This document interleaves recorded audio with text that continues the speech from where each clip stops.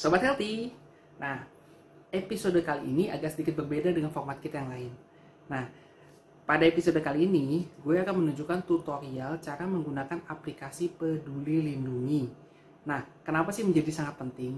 Tentunya setelah PPKM ini berakhir, pasti Sobat Healthy juga pada tahu bahwa banyak sekali ketentuan yang harus dilakukan untuk bisa masuk ke tempat umum. Nah, salah satunya adalah memiliki sertifikat vaksin, lalu melakukan scan QR code, itu biasanya dipajang, QR code-nya itu ada di depan-depan pintu masuk tempat umum. Nah, dan bagi orang yang tidak memiliki sertifikat vaksin atau tidak memiliki aplikasi Peduli Lindungi, itu biasanya tidak akan diperbolehkan masuk. Nah, kenapa sih hari ini kita ngebahas ini? Gitu. Karena gue pribadi, gue sering melihat penumpukan yang ada di depan pintu masuk dari tempat umum tersebut. Nah, biasanya itu adalah beberapa orang yang nggak tahu sama sekali bahwa kalau masuk harus ada aplikasi itu, sehingga mereka harus mendownload aplikasinya dulu, daftar dulu, dan kemudian mungkin ini ya benar-benar instan mempelajari aplikasi seperti apa baru digunakan. Dan itu sendiri khawatirnya kalau terjadi penumpukan di pintu masuk, ya berarti kan adanya potensi untuk penyebaran virus juga di sana gitu. Nah, seperti apa sih caranya? Cara downloadnya, cara pakainya. Yuk, jangan lupa ikutin terus ya. Nah, buat yang misalnya belum mendownload aplikasinya, itu bisa di-download nih di iOS atau juga di Play Store. Gue menggunakan Play Store. Suggested gue kelihatan game semua. Ketik aja nih di sini, Peduli. Nah, biasanya langsung akan ada suggestiednya Peduli Lindungi. Tinggal diklik aja di sini. Nah, karena gue udah menginstal aplikasinya, maka kan munculnya adalah uninstall atau open. Tapi kalau misalnya buat pengguna baru, pilihannya pasti adalah install. Nah, bisa diinstal dulu. Lalu setelah itu kalau misalnya sudah diinstal, bisa kita open langsung. Nah, ini adalah tampilan barunya.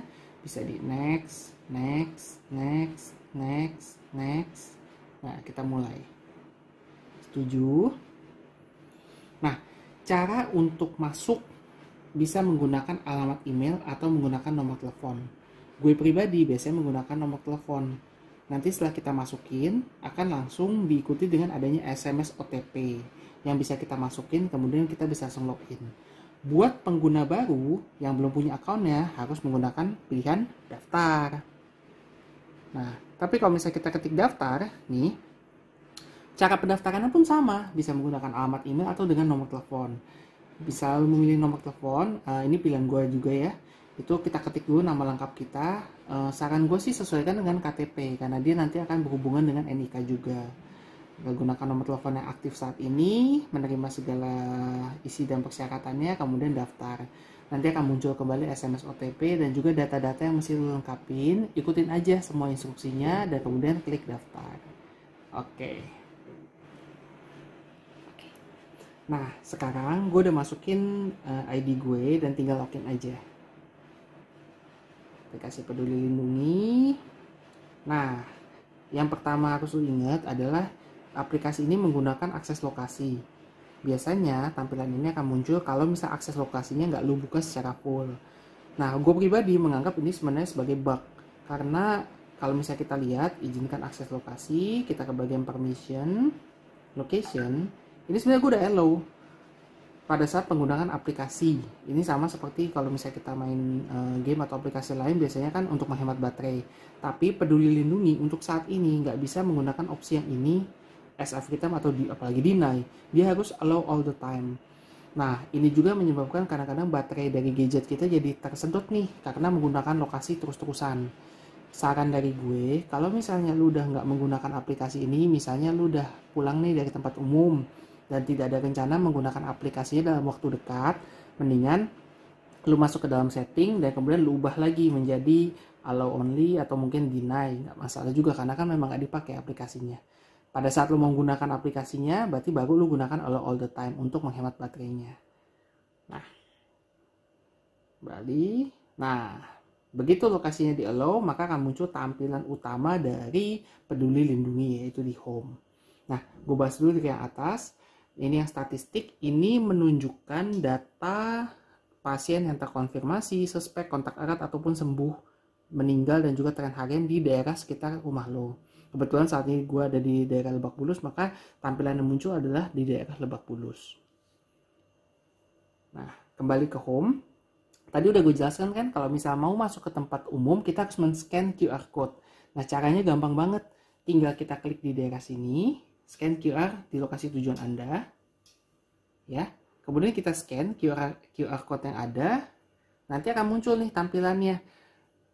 Lu mau masuk ke tempat yang namanya apa, pada jam berapa, dengan kapasitas pengunjung maksimal berapa, dan pada saat lu nge-check in itu ada berapa pengunjung di sana, semuanya akan muncul. Nah, tujuannya gimana? Biar di publik umum itu, karena pada saat ini masih ada pembatasan, sehingga tidak terjadi penumpukan pengunjung di sana. Nah, kalau misalnya sudah masuk, tinggal klik check-in aja dan kemudian pada saat lo udah selesai di tempat umumnya dan mau pulang, tinggal diklik check-out di sana. Jadi gampang banget. Nah, selain fitur itu, ada beberapa fitur lain yang disediakan dari Peduli Lindungi.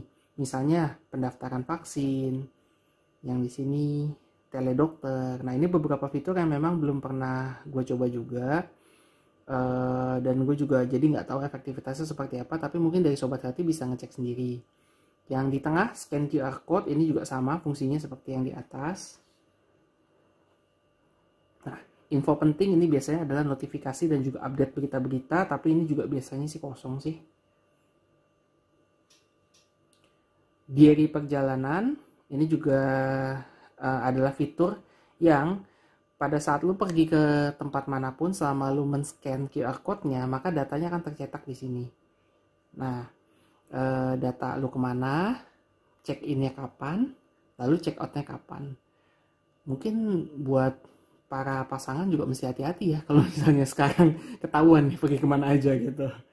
Nah, ini cukup efektif juga sih untuk melihat daerah lokasi perjalanan lo dan juga zona risiko, mau di daerah mana misalnya.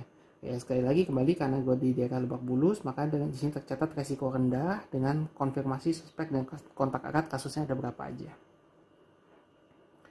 Lalu yang terakhir, dan ini adalah salah satu fitur yang paling penting kalau menurut gue juga, adalah paspor digital. Jadi di paspor digital ini sertifikat vaksin dan juga hasil tes COVID-19 yang sudah lo lakukan semuanya terintegrasi di aplikasi ini. Makanya aplikasi ini bisa menjadi salah satu aplikasi yang paling penting ke depannya bila memang semua fiturnya sudah berjalan dengan baik. Sertifikat vaksin yang ada di sini menunjukkan bahwa sertifikat dan hasil tes yang di sini adalah otentik.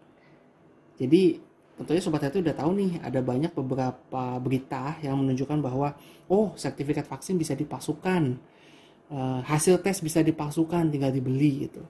Dan sebenarnya sejujurnya walaupun misalnya itu memudahkan kita untuk pergi kemana-mana, tapi kan pada saat lu pergi, lu takut nggak sih resikonya bahwa orang yang ada di tempat umum yang bersama dengan lu itu menggunakan sertifikat palsu, menggunakan hasil antigen palsu, sehingga kita juga nggak tahu keamanannya seperti apa. Nah, diharapkan dengan menggunakan aplikasi ini semuanya itu bisa terbukti.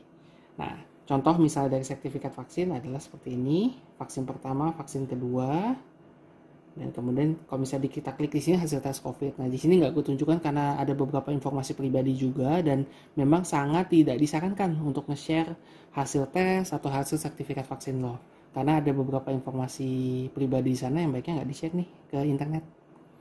Nah, terakhir adalah e-hack atau Electronic Health Alert Card. Nah, ini biasanya digunakan untuk perjalanan di bandara. Sebelumnya kita juga mungkin bagi yang udah familiar, udah sering nih menggunakan aplikasi e-hack juga, dan kelihatannya ke depannya Peduli Lindungi akan mengintegrasikan e-hack juga ke dalamnya, sehingga benar-benar bisa menjadi paspor untuk kita bepergian kemana-mana. Nah, gampang banget kan menggunakan aplikasi ini. Jadi Sobat Hati jangan pernah ragu. Saat ini memang sangat dibutuhkan, download langsung, daftar, dan kemudian familiar dulu nih dengan berbagai fitur yang ada, baru nanti bisa pergi ke tempat umum.